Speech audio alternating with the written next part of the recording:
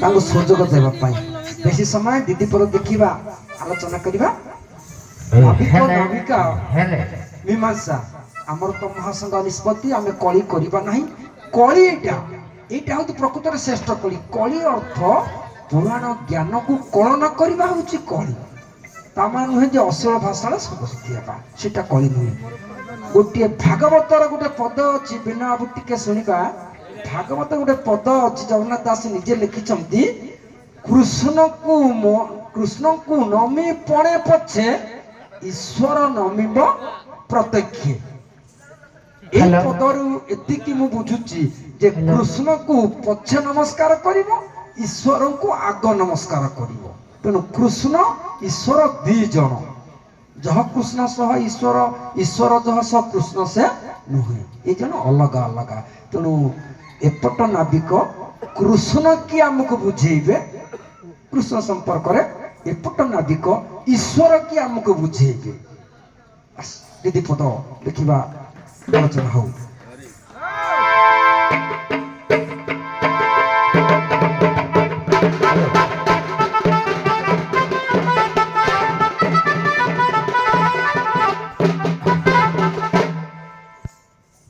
सारकर कथा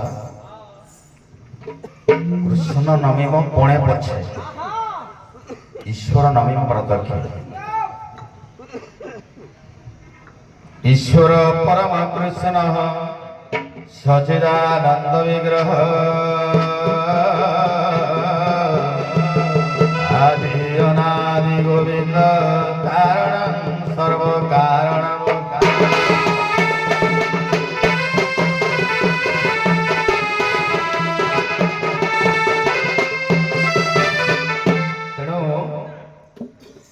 शास्त्र कहे ईश्वर परम कृष्ण किंतु सारंकर कथा ईश्वर अलगा कृष्ण मध्य अलगा वेद रे कृष्ण को कहगला कृष्ण तो भगवान स्वयं ये संसार भितर कृष्ण समस्त को अवतार देइछन्ते निजे अवतारी पुरुष तेरे बाबा रे आकर्षयति कृष्ण निज आड़ को जे आकर्षण करे संसार समस्त को तांको कृष्ण कहा जाए तेरे ईश्वर आम पियूषा कहिबे एटा कहू न कोन पई हां पियूषा हमर नाही मोते शीत होजु लिखला मु एटा गुटा लगे गिनाली भारी हां शीत मोते सेना हो से शीत खाइ दो मु देखिले कोई मोते शीत खाउजी मु देखिले पियूषा शीत को खाइ दो हां की मेडिसिन लखी देके जाने ये शीत को खाइ खागिरी बुढ़ापा कोला कृष्णस्तु भगवान सच्चिदानंद विग्रह कृष्ण भगवान मैं महापुर आज्ञा मैं महापुर मु आज्ञा मु जहा कहबा महापुर मैं देखिबा के काम देखिबा ईश्वर के सुनबा सलागी तमरा हम पद कहले ईश्वर परम कृष्ण अरे प्रो कृष्ण होजी किए आको जानिबा बोले जगन्नाथ दास भागवत रे कहले बोले जगन्नाथ दे 16 कला ये कहू कोला आनंद बोला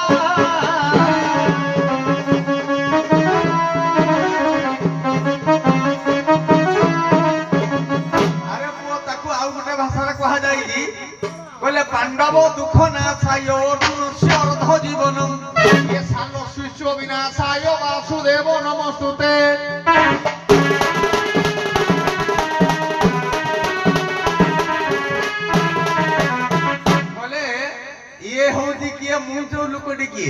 जगन्नाथ दास पुणी कहले कहले त्रिगुण संग जार नहीं ये उद्धव ईश्वरटी सही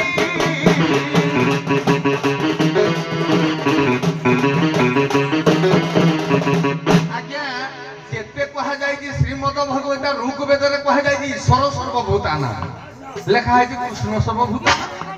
केबे लेखा है काहे कि लेखा हेइलानी काहे कि तेणु हमर लेखा है कि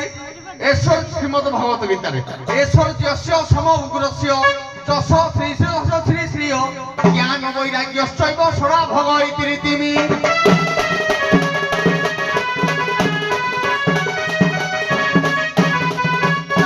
आज्ञा कृष्ण 6टा ऐश्वर्यर अधिकारी हेले बोली नाटा कृष्ण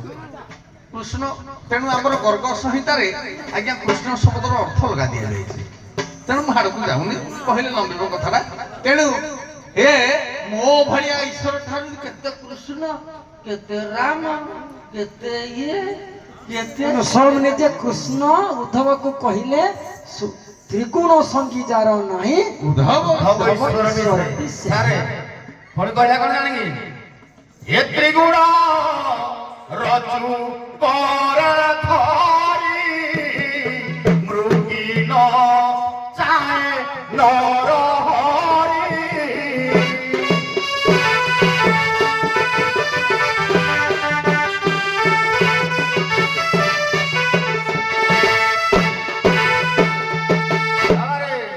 ନରହରି ମୁଁ କହିଲି କୃଷ୍ଣ ତୁ ଭଗବାନ ସ୍ୱୟଂ। ଗୀତାରେ ଅର୍ଜୁନକୁ ଭଗବାନ କହିଲେ ଅର୍ଜୁନ ସାମନା ପଟେ କିଏ? ଅର୍ଜୁନ କହିଲି ମୋର ଗୁରୁ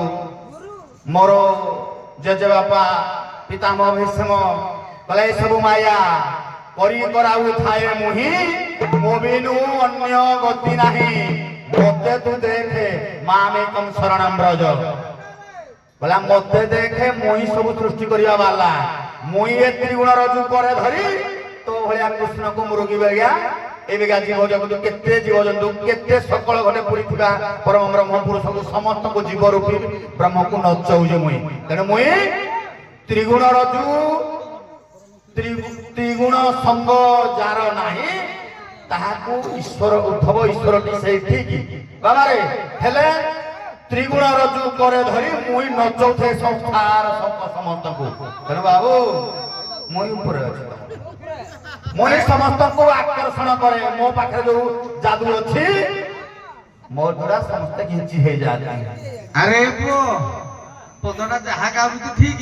କିନ୍ତୁ ହେଲେ ଅର୍ଥଟା ହଉଛି ଉଲ୍ଟା ପରା। ମୃଗୀ ନଚାଏ ନର ହରି ଲେଖା ହେଇଛି। ଇଏ ମୃଗ ହେଲା କିଏ ଏଠେ ନର ହେଲା କିଏ ଏଠେ ହରି ହେଲା କିଏ ତିନିଟା ଯାକ ଅର୍ଥକୁ ଆଣିବା। ଇଏ ମୃଗୀ ତ୍ରିଗୁଣ ତିନି ଗୁଣର ରଜକୁ ଅଧିକାରୀ କେବଳ ହେଲେ ଈଶ୍ୱର। ଈଶ୍ୱର ସର୍ବଭୂତାନାଂ କାହିଁ କୁହାଯାଇଛି ନା ଯେତେବେଳେ କହିଲେ ସର୍ବଧର୍ମ ପରିତ୍ୟଜ ମାମେକଂ ଶରଣଂ ବ୍ରଜ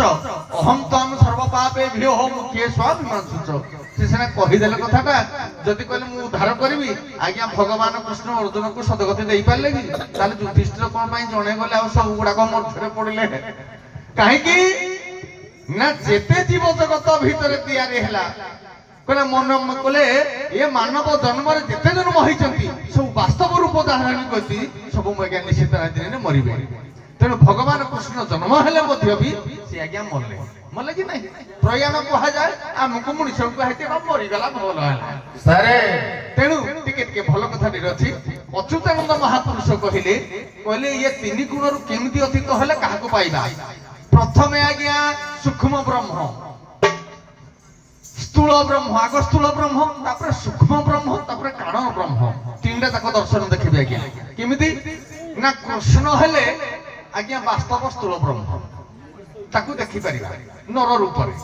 ତାପରେ ଯିବା ବିଷ୍ଣୁଙ୍କୁ ନିରାକାର ବିଷ୍ଣୁ ଯିଏ ଅଛନ୍ତି ଯିଏ ନିରାକାର ବିଷ୍ଣୁଙ୍କୁ ଭିତରେ ମୁଁ ଇନ୍ତି ତିଆରି କରିଛି ମାନେ ଗୋଟେ କଥା ଆଗ ସଦ୍ଗୁରୁ ଚିନ୍ତନ।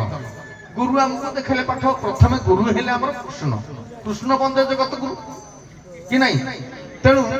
ଆମର କୁହାଯାଏ ଭାଷାରେ ଜଗନ୍ନାଥ ଦାସ ଭାଗବତ ଲେଖିଛନ୍ତି ଯେ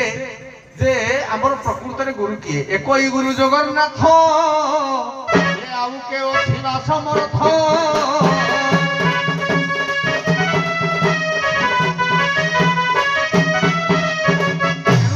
ଅଚ୍ୟୁତାନନ୍ଦଙ୍କ ଭାଷାରେ କହିଲେ ଯେ ପ୍ରକୃତ ଆମେ କେମିତି ଜାଣିବା ବ୍ରହ୍ମ କିଏ କେମିତି ପରମ ବ୍ରହ୍ମ ଜାଣିବା? ତିନି ପ୍ରକାର ବ୍ରହ୍ମ। ଗୋଟେ ହେଲା ସ୍ଥୂଳ ବ୍ରହ୍ମ ଗୋଟେ ହେଲା ଆମର ସ୍ଥୂଳ ବ୍ରହ୍ମ ସୂକ୍ଷ୍ମ ବ୍ରହ୍ମ ଏବଂ ଆଉ ଗୋଟେ ହେଲା କାରଣ ବ୍ରହ୍ମ। ଆଉ ଗୋଟେ ବେଦ ମତରେ ଆମେ ଜାଣିବା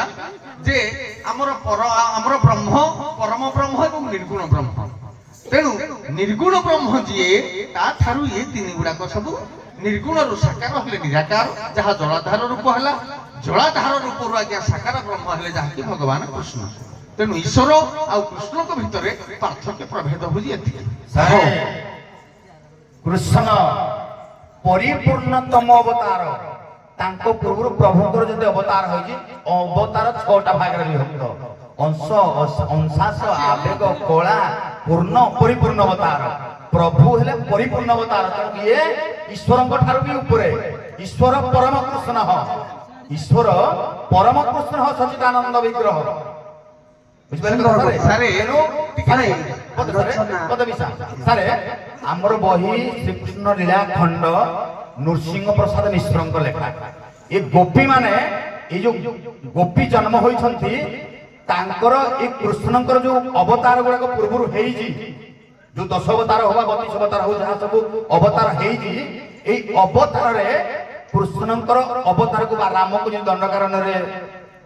ଗୋପୀ ମାନେ ଆଶା କଲେ ବଳି ଦ୍ୱାରରେ ବାମନ ଭଗବାନଙ୍କୁ ଦେଖିକି ସେମିତି ବି ଆକର୍ଷିତ ହୋଇଛି ଏମିତି ଯେତେ ଯୁଗରେ ପ୍ରଭୁଙ୍କ ରୂପକୁ ଦେଖି ସମସ୍ତେ ମୋହିତ ହୋଇଛନ୍ତି ତାଙ୍କର କ୍ଷମତା ନଥିଲା ନାରୀ କରିବାର କି ରାଣୀ କରିବାର ସେ କହିଲେ ଯୁଗ ଆସିବ ପ୍ରଭୁ ଆମର ଆସିଲେ ସେତେବେଳେ ତମେ ସବୁ ତାଙ୍କ ଅଙ୍ଗ ସଙ୍ଗ ହେବ ତେଣୁ କୃଷ୍ଣ ହିଁ କୃଷ୍ଣ ଭଗବାନ ସ୍ୱୟଂ ସେ ହିଁ ସବୁ ମୂଳର କାରଣ ସାର୍ ଗୋଟେ ବଢିଆ କଥା ଏଇ ଯୋଉ ଶ୍ଲୋକ ଗୁଡାକ ମୁଁ ଦେଖିଲି ବହୁତ କବି ଭୁଲ ଲେଖିଛନ୍ତି ନା ପାଠ ଭୁଲ ଲେଖିଛି ମୁଁ କହିପାରିବିନି ଏ ସବୁଟା ସ୍କନ୍ଦ ପୁରାଣ ଲେଖା ହେଇଛି ମୁଁ ଗାଏ ସବୁଟା ଓಂ କୃଷ୍ଣସ୍ତୁ ବିହ ବ୍ୟାସାୟ ସଚିଦାନନ୍ଦ ବିଗ୍ରହ ଆଦି ଅନାଦି ଗୋବିନ୍ଦମ ଓଂକାରମ୍ ସର୍ବ କାରଣ ଏଟା ବି ଲେଖା ହେଇଛି ନିଶ୍ଚିତ ଭାବରେ ଶୁଣନ୍ତୁ ତମେ ଗୋଟେ ପଢିଲ ମୁଁ ଦେଖିଲି ସେ ବି ଗୋଟେ ପଢିଲ ଆଜି ଏଟା କୋଉଥିରେ କହିଲ ଲେଖା ନା ଏଟା ସ୍କନ୍ଦ ପୁରାଣ କାଶୀ ଖମଣା ଖମଣା ହେଟା କିନ୍ତୁ ଏଇଟା ଆମର ଅଛି ବହି ଦେଖନ୍ତୁ ଆମର ପ୍ରତ୍ୟେକ ବହିରେ ଗୋଟେ ଶ୍ଲୋକ ଦଉଛି ଆମର ଦିନକୃଷ୍ଣ ଦାସଙ୍କର ଲେଖାରେ ଉପରେ ଅଛି ଯୋଉଟା ଅଛି ଅପ୍ରାକୃତ ପ୍ରେମ ମୂର୍ତ୍ତି ଜୟରାଧ ହରି ଏଟା ହଉଛି ଇଏ ଆଙ୍କର ଲେଖା ଅଭିମନ୍ୟୁ ସାମନ୍ତ ସାଙ୍କର ସେଥିରେ ବି ଲେଖା ଅଛି ହଁ ବହୁତ ନାନା ମୁନିଙ୍କର ନାନା ମତ ରହିଛି ଉଭୟଙ୍କର ଆଲୋଚନା ସମାଲୋଚନା ମଧ୍ୟ ମୁଁ ଶୁଣିଲି କିନ୍ତୁ ଏଇ ପଦଟା ମୁଁ ଯୋଉ ପଦଟା ଦେଇଥିଲି ତାର ତାତ୍ପର୍ଯ୍ୟକୁ ଟିକେ ମନକୁ ନବ କି ନବ ମୁଁ କହିପାରିବିନି ବାଧ୍ୟ କରିବିନି ଜଗନ୍ନାଥ ଦାସ ନିଜେ କଲମ କରିଦେଇଛନ୍ତି ଯେ କୃଷ୍ଣକୁ ନମି ପଣେ ପଛେ ଈଶ୍ୱର ନମିବ ପ୍ରତ୍ୟକ୍ଷ ମାନେ କୃଷ୍ଣକୁ ପଛରେ ବରଣ ପଣେ ନମସ୍କାର କରିବ କିନ୍ତୁ ଈଶ୍ୱରକୁ ଆଗ ନମସ୍କାର କରିବ ତାହେଲେ ସେ ଈଶ୍ୱର କୃଷ୍ଣ ତ କହିଲେ ବାପା ଶୁଣ ବାପା କହିଲା ପରେ ଆଉ କଣ ଅଛି ଶେଷରେ ଚୋପା ଛାଡିଦେବି କୃଷ୍ଣ ଭଗବାନ